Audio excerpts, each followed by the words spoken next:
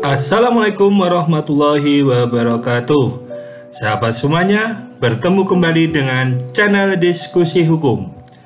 Di video kali ini kita akan membahas masalah alur pemeriksaan perkara gugatan sederhana. Baik, kita lihat dulu ya, apa dasar hukum perkara gugatan sederhana.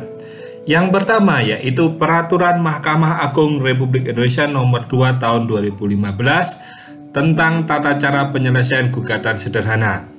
Dan peraturan ini disempurnakan dengan Peraturan Mahkamah Agung Republik Indonesia Nomor 4 Tahun 2019 tentang perubahan dari Perma Nomor 2 Tahun 2015 tentang tata cara penyelesaian gugatan sederhana.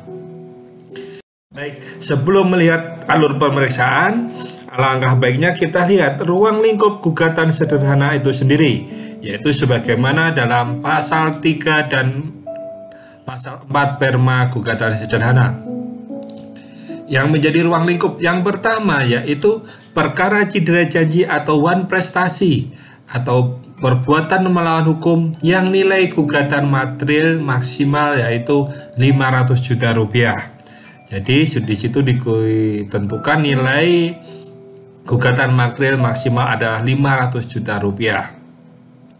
Yang kedua yaitu bukan perkara yang masuk dalam kompetensi pengadilan khusus. Contohnya yaitu bukan perkara, contohnya sengketa hubungan industrial karena di situ masuk kewenangan PHI. Walaupun mungkin nilai gugatannya di bawah 500 juta rupiah, tetapi ini tidak bisa diajukan dengan gugatan sederhana. Contoh lagi, sengketa niaga, ya di situ juga tidak bisa diajukan melalui gugatan sederhana. Yang ketiga, yaitu bukan sengketa hak atas tanah. Jadi sengketa tanah tidak bisa diajukan gugatan sederhana, walaupun nilainya di bawah 500 juta rupiah. Yang keempat, bahwa penggugat dan tergugat masing-masing tidak boleh lebih dari satu. Jadi hanya ada satu pihak penggugat dan tergugat. Ini dikecualikan jika memiliki kepentingan hukum yang sama. Contohnya penggugatnya mungkin suami istri. Nah, ini kepentingannya sama. Jadi penggugat satu suami, penggugat dua adalah istri, ataupun saat dari tergugat satu suami, tergugat duanya istrinya ya. Yang kelima yaitu tempat tinggal tergugat harus diketahui. Jadi tempat tinggal tergugat harus diketahui. Tidak boleh mengajukan gugatan kepada pihak tergugat yang tidak diketahui tempat tinggalnya. Kenapa? Karena ketika tidak tahu tempat tinggalnya, maka ini menggunakan panggilan umum yang lamanya nanti tentu sangat butuh waktu yang lama. Sedangkan gugatan sederhana ini hanya dibatasi waktunya. Masih di ruang lingkup gugatan sederhana, yaitu yang keenam, penggugat dan tergugat harus berdomisili di wilayah hukum pengadilan yang sama. Jadi penggugat dalam satu wilayah hukum ya, satu kabupaten lah istilahnya begitu. Dalam hal penggugat berada di luar wilayah hukum domisili tergugat, maka penggugat mengajukan gugatan dengan menunjuk kuasa atau kuasa insidentil atau wakil yang berdomisili di wilayah hukum tergugat dengan surat tugas dari institusi penggugat. Maksudnya penggugat di luar wilayah dia memberikan kuasanya itu tempat tinggalnya di tempat tinggal tergugat begitu ya. Kalau itu institusi cabangnya dia memberikan kuasa cabangnya di tempat tinggal tergugat. Dan ini syaratnya yaitu bahwa penggugat dan tergugat wajib menghadiri secara langsung setiap persidangan, ya kan, dengan atau tanpa didampingi oleh kuasa insidentil atau wakil dengan surat tugas dari institusi penggugat. Jadi prinsipal harus hadir di persidangan. Selanjutnya kita bahas terkait dengan tahapan pemeriksaan perkara gugatan sederhana, yaitu ditentukan di dalam pasal 5 yang dimulai dari pendaftaran, selanjutnya pemeriksaan kelengkapan berkas, penetapan hakim atau penunjukan panitera pengganti, ini ada satu kesatuan, pemeriksaan pendahuluan, penetapan hari sidang dan pemanggilan para pihak, pemeriksaan dan perdamaian, selanjutnya masuk pembuktian, dan acara terakhir adalah pembacaan putusan. Oke, kita bahas satu persatu ya dari tahapan pemeriksaan tersebut. yaitu dimulai dari pendaftaran perkara. Jadi penggugat dapat mendaftarkan gugatannya di PTSP pengadilan, yaitu dengan cara mengisi formulir gugatan yang telah disediakan, atau jika dia sudah membuat surat gugatan, cukup menyerahkan salinan surat gugatannya di PTSP. Pendaftaran gugatan sederhana ini juga dapat dilakukan melalui aplikasi e-court. Untuk aplikasi e-court ini diwajibkan kepada advokat. Ya, jadi advokat wajib mendapat dengan aplikasi e-court. Untuk pihak lain dapat menggunakan aplikasi e-court ini dengan mendaftar terlebih dahulu di pengadilan negeri setempat, ya, dengan di situ sebagai meminta akun untuk pengguna lain. Dalam pendaftaran perkara ini wajib melampirkan bukti surat yang sudah dilegalisasi atau meterai di kantor pos. Dan dalam pendaftaran wajib membayar biaya perkara. Yang biaya perkara ini sudah ditentukan oleh ketua pengadilan berkaitan mengenai panjar biaya perkara. Jika penggugat tidak mampu, dapat mengajukan permohonan perkara prodeo atau cuma-cuma, di mana panjar biaya perkara ini nanti akan dibebankan kepada DIPA Pengadilan Negeri. Pemeriksaan kelengkapan berkas. Pemeriksaan kelengkapan berkas ini dilakukan oleh panitera. Gugatan yang tidak memenuhi syarat akan dikembalikan. Contoh, buktinya tidak ada, maka akan dikembalikan. Atau ternyata dari bukti yang diterima tersebut ternyata ini bukan gugatan sederhana, maka akan dikembalikan. Gugatan yang didaftar melalui e-court, jika ditolak, maka pihak penggugat bisa mengambil uang panjar ke pengadilan, karena dalam gugatan e-court sudah langsung membayar biaya panjar. Jika prosesnya ditolak, maka bisa datang ke pengadilan untuk membayar biaya panjar perkara yang sudah dibayar. Dan ini adalah penunjukan hakim dan panitera pengganti, yaitu ketika berkas yang sudah lengkap, maka akan diregister dan diberi nomor perkara. Selanjutnya ditunjuk hakim tunggal oleh ketua pengadilan yang menyidangkan perkara, dan ditunjuk seorang panitera pengganti untuk membantu dalam proses persidangan. Selanjutnya yaitu terkait dengan pemeriksaan pendahuluan. Hakim akan memeriksa materi gugatan sederhana dan menilai sederhana atau tidaknya pembuktian. Jadi berkas yang sudah diregister tadi akan diperiksa oleh hakim dan dibaca gugatannya, materinya, dan mungkin dari situ akan dilihat terkait dengan bukti awalnya. Apakah itu bagian dari gugatan sederhana atau bukan? Apabila hakim berpendapat gugatan tidak termasuk gugatan sederhana, maka hakim mengeluarkan penetapan perkara bukan gugatan sederhana. Dan di situ akan mencoret dari register dan memerintahkan dikembalikan sisa panjar biaya perkara. Kenapa ada sisa harus dikembalikan? Karena ketika sudah mendapatkan nomor perkara atau diregister, di situ sudah dikenakan biaya administrasi yang diambil dari panjar biaya perkara. Dan makanya nanti akan ada sisa, dan sisanya akan dikembalikan kepada pihak penggugat. Terhadap penetapan perkara bukan gugatan sederhana tersebut tidak ada upaya hukumnya. Penetapan hari sidang dan pemanggilan para pihak. Apabila hakim berpendapat gugatan termasuk gugatan sederhana, maka hakim menetapkan hari sidang pertama. Perlu diingat bahwa penyelesaian paling lama 25 hari sejak sidang pertama. Setelah sidang ditetapkan ini, maka para pihak tadi akan dipanggil oleh jurusita pengadilan. Perlu saya jelaskan bahwa sidang pertama ini maknanya adalah sidang yang dihadiri oleh para pihak, baik penggugat dan tergugat hadir. Apabila sidang pertama dihitung dari sidang penetapan hari sidang, apabila sidang pertama tergugat tidak hadir dan akan dipanggil lagi, jelas akan mengurangi jalannya waktu persidangan. Ya, makanya pemaknaan sidang pertama yaitu ketika para penggugat dan tergugat hadir.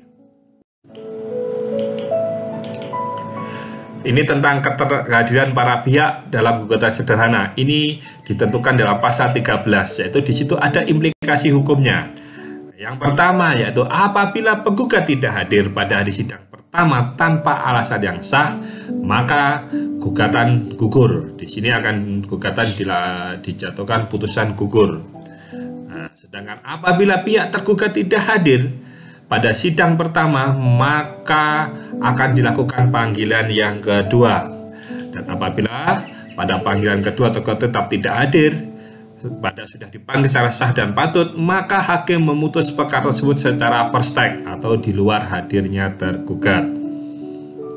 Apabila tergugat pernah hadir pada sidang pertama dan selanjutnya tidak pernah hadir tanpa alasan yang sah, maka gugatan diperiksa dan diputus secara kontradiktur.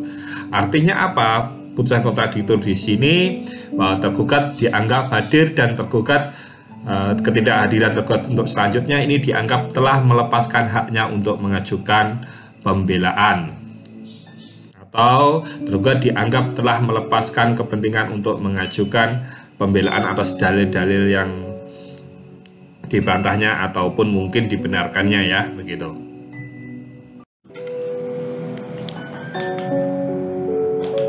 Peran aktif hakim dalam pemeriksaan gugatan sederhana, yaitu sebagaimana diatur dalam pasal 14 Perma Gugatan Sederhana. Yang pertama yaitu memberikan penjelasan secara berimbang kepada para pihak terkait acara gugatan sederhana, yaitu dijelaskan kepada para pihak bagaimana tahapan-tahapan proses persidangannya, terutama ini, ya.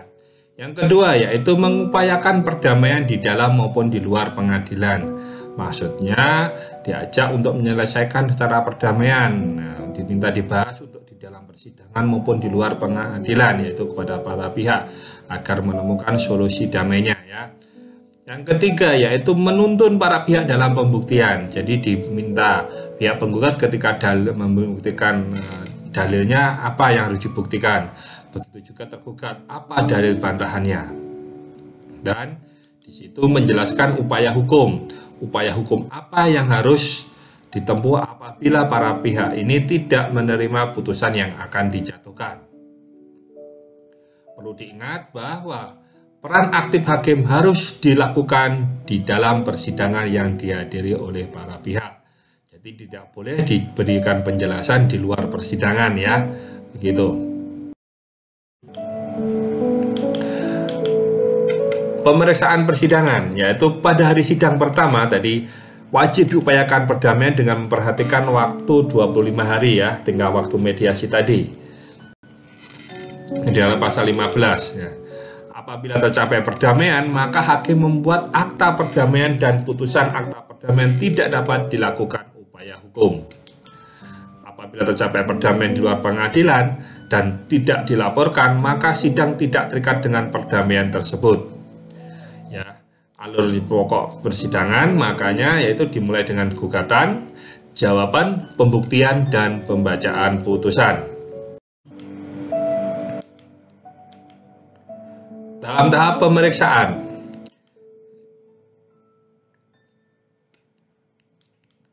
perdamaian apabila tidak tercapai, maka sidang dilanjutkan ke tahap pembacaan gugatan dan selanjutnya dilakukan oleh proses jawaban sebenarnya pasal 16. Pembuatan surat jawaban ini bisa dengan menggunakan mengisi belangko yang ada di pengadilan atau pihak tergugat membuat sendiri, ya, sebagaimana yang dikehendakinya. Bahkan kalau apabila dia menggunakan advokat, tentu dia akan disusun oleh advokat.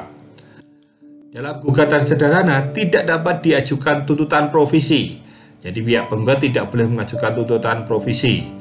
Eksepsi dan rekonvensi tidak boleh diajukan oleh pihak tergugat dan tidak diperkenankan adanya intervensi atau masuknya pihak lain masuk dalam perkara. Replik, duplik, atau kesimpulan juga tidak ada di dalam proses persidangan acara gugatan sederhana. Di perubahan Perma ini dalam pasal 17A diberikan kewenangan bahwa hakim dapat memerintahkan pelataan sita jaminan terhadap benda milik tergugat atau milik penggugat yang ada dalam penguasaan tergugat. Jadi bisa diletakkan sita jaminan, ya, begitu. Dalam proses pembuktian sebagaimana pasal 18, gugatan yang diakui dan atau yang tidak dibantah tidak perlu dibuktikan. Terhadap dalil yang dibantah, maka pembuktian dilakukan sesuai dengan hukum acara yang berlaku. Jadi hanya dibuktikan dakwaan yang dibantah saja. Namun ada satu catatan terhadap perkara first take, tentunya tidak ada pihak yang membantah. Namun pada saat pengajuan gugatan, pihak penggugat sudah melampirkan bukti surat. Artinya hakim tetap memeriksa formalitas gugatan dan juga bukti yang diajukan. Jadi jangan sampai nanti malah langsung dikabulkan tanpa kita melihat bukti yang diajukan oleh pihak penggugat. Hal ini dilakukan agar kita menghindari adanya beracara pura-pura dari para pihak.